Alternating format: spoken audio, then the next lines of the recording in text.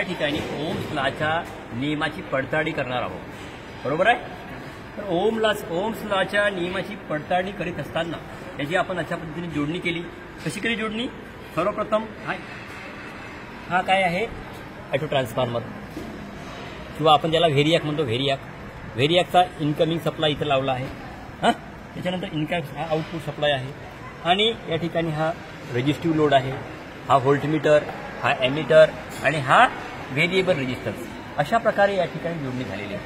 जोडणी झाल्यानंतर आता बघा, हा आपला व्हेरिएबल रेजिस्टन्स आहे जो आहे, हा या ठिकाणी आपला पहिला नियम कोणता आहे? प्रवाह दाबाच्या समप्रमाणात बदलतो. प्रवाह दाबाच्या समप्रमाणात बदलतो. तर प्रवाह समप्रमाणात बदलत असताना कशी आपल्याला रिडिंग घ्यायची आहे त्याच्याबद्दल सांगतो. आता या ठिकाणी बघा, आपल्याला व्होल्टेज या ठिकाणी कसा ठेवायचा आहे? कायम. व्होल्टेज आपल्याला फक्त कायम ठेवायचा आहे आणि रेजिस्टन्स फक्त बदलवायचा आहे. तर आता तुम्हाला हा रेजिस्टन्स आपण या व्हेरिएबल रेजिस्टन्स या ठिकाणी ठेवलेला आहे. ठीक आहे, ओके. हा एकूण रेजिस्टन्स तुमचा 250 ओम आहे, बरोबर. मिडलमध्ये असल्यामुळे 125 ओहम एवढा त्याचा रेजिस्टन्स आहे, ओके. त्याच्यानंतर आपला रिडिंग किती आली? तर 200 ओम गेली का? 200 व्होल्टेज हे बा, 200 व्होल्ट. 200 व्होल्ट असताना रिडिंग किती आली आपली? 0.50 0.50 60 59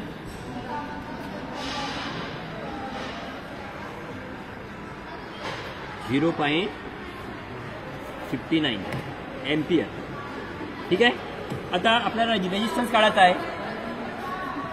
रेजिस्टन्स काढायचा आहे आपल्याला की R = V भागिला I. रेजिस्टन्स किती आहे आपला व्होल्टेज किती आहे? 200 आणि आपला करंट किती आलेला आहे? 0.59, बरोबर आहे. दिसला 59? हां, करा 0.59. R = किती आले आता आपल्याला? 338.98 म्हणजे 339. ओके. अशा पद्धतीने पहिली रिडिंग झाली, ओके. आता दुसरी रिडिंग घेऊया आपण.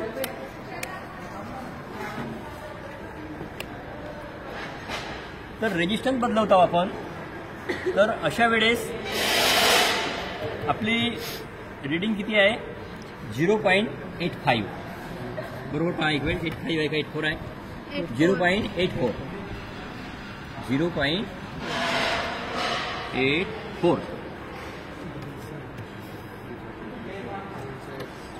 हां. त्याचं रिडिंग हे किती आला आपला?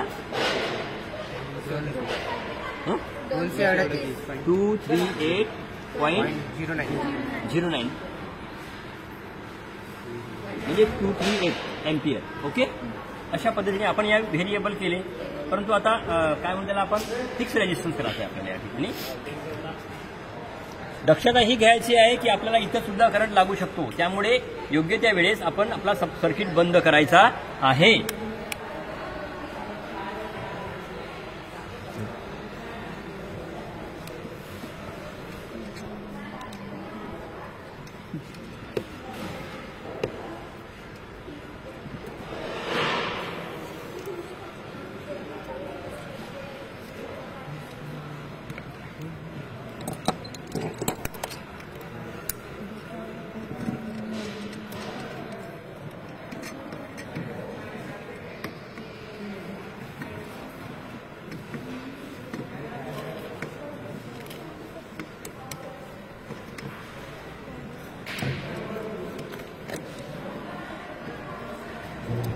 राईट करायचा याला.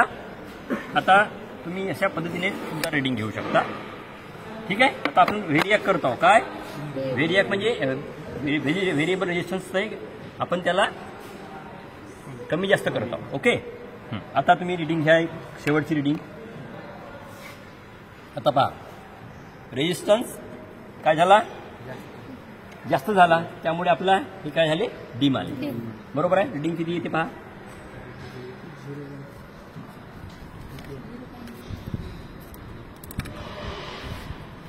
0.44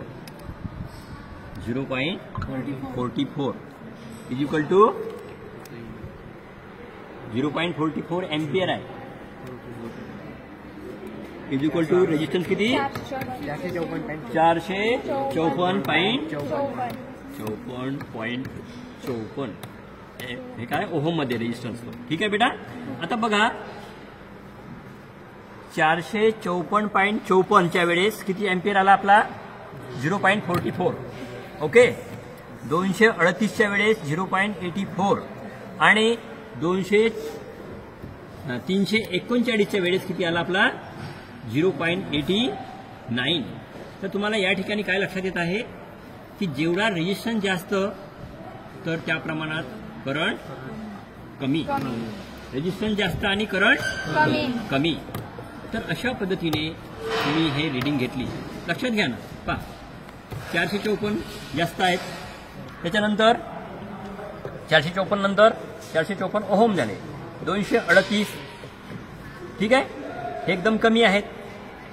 कमी असल्यामुळे रेजिस्टन्स किती 0.84 आणि त्याच्यानंतर 339 ओहम आहेत. त्याच्यानंतर 0.89 एम्पियर आपल्याला या ठिकाणी मिळालेला आहे. ठीक आहे. तर या इथं काय म्हणू शकतो आपण की प्रवाह हा कशाच्या प्रमाणात रेजिस्टन्सच्या व्यस्त प्रमाणात. रेजिस्टन्स वाढला करंट कमी झाला. अशा पद्धतीने तुम्हाला ह्या ठिकाणी ओम्सला आता प्रवाह दाबाच्या समप्रमाणात व विरोधाच्या व्यस्त प्रमाणात. हा व्यस्त प्रमाण आहे कारण की आपण या ठिकाणी रेजिस्टन्स काय करतो कमी जास्त आणि काय ठेवतो या ठिकाणी कायम व्होल्टेज कायम ठेवतो. गुड. तर नंतर दुसरी जी प्रॅक्टिकल आहे आपली त्या दुसरी प्रॅक्टिकल म्हणजे हीच प्रॅक्टिकल परंतु प्रवाह दाबाच्या समप्रमाणात कसा बदलते या ठिकाणी तुम्हाला सांगतो. तर हे बघा या ठिकाणी आपल्याला काय करायचं आहे तर आपण काय सारखा ठेवला व्होल्टेज सारखा ठेवला. आता तुम्हाला काय सारखा ठेवायचा आहे रेजिस्टन्स सारखा ठेवायचा आहे. आता समजा याच ठिकाणी आपण रेजिस्टन्स ठेवला. ओके. तेवढाच बल लावला तर आपले समजा या ठिकाणी 160 व्होल्ट आहे ना 160. त्याच्यानंतर ओके 160 हां 160 व्होल्टवर तुमचा करंट किती आला 0.35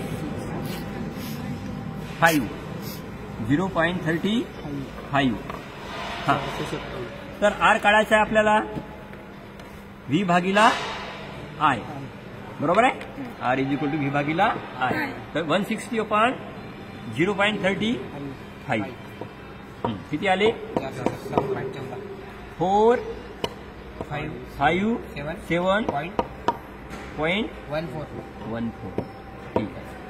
ठीक आहे. अशा पद्धतीने हा काय झाला तुमचा ओहम झाला. ठीक आहे. नंतर काय आहे की नंतर पुन्हा तुम्हाला ते व्होल्टेजची दुसरी रिडिंग घ्यायची आहे 200. आता व्होल्टेज तुम्हाला बदलवायचे आहे का नाही. हा 200 व्होल्टवर ठेवायचा आहे. ठीक आहे. आपल्याला आपला व्होल्टेज बदलवता किती आली रिडिंग बघा 0.44 एम्पियर. हां. आता तुम्हाला या ठिकाणी काय काढायचं आहे आर काढायचा आहे. तर आर किती येईल ते बघा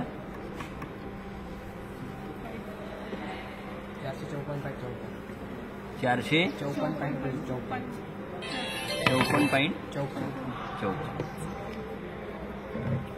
ठीक आहे.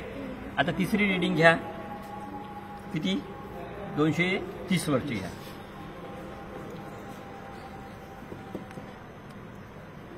230 व्होल्ट. याला व्हेरिएट करा असं याला 230 थोडा इकडे घ्या. ठीक आहे बेटा. 230 वर किती 0.50 एम्पियर. आता तुमचा रेजिस्टन्स किती येईल बेटा 460. तर आपल्याकडे हा आपण एसी मध्ये काय करत आहोत आपण एसी मध्ये याचा काय करत आहोत प्रूव्ह करत आहोत सिद्ध करत आहोत का नाही एसी मध्ये. तर डीसी मध्ये एकदम एक्झॅक्टली आपल्याला मिळते परंतु एसी मध्ये अशा पद्धतीने आता आपल्याकडे डिजिटल हा मीटर आहे हा आपल्याकडे एनालॉग मीटर आहे त्यामुळे एनालॉग म्हणजे थोडासा प्लस मायनस होते परंतु आपली जी रेंज बरोबर आहे का नाही पहा आपल्याला जो रेजिस्टन्स जवळपास या ठिकाणी सारखाच मिळाला का नाही जवळपास फक्त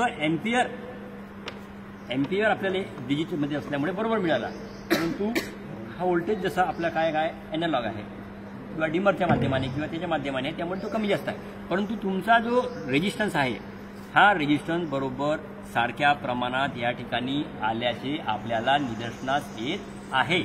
तर अशा पद्धतीने या ठिकाणी तुम्हाला काय दिसत आहे, या ठिकाणी विरोध कायम असताना आपण काय करतो, पहिल्या प्रॅक्टिकलमध्ये विरोध कायम असताना प्रवाह दाबाच्या समप्रमाणात बदलत आहे. लक्षात घ्या. हा पहा, 160 व्होल्टेजच्या वेळेस 0.35 अँपियर, 200 व्होल्टच्या वेळेस 0.44 अँपियर, 230च्या वेळेस 0.50. म्हणजे जसा जसा तुमचा काय वाढला, जसा जसा तुमचा व्होल्टेज वाढला त्या प्रमाणात तुमचा काय अँपियर सुद्धा वाढला. हे तुम्हाला ओम्स लॉच्या माध्यमाने या ठिकाणी प्रूव्ह करायचं आहे. ओके.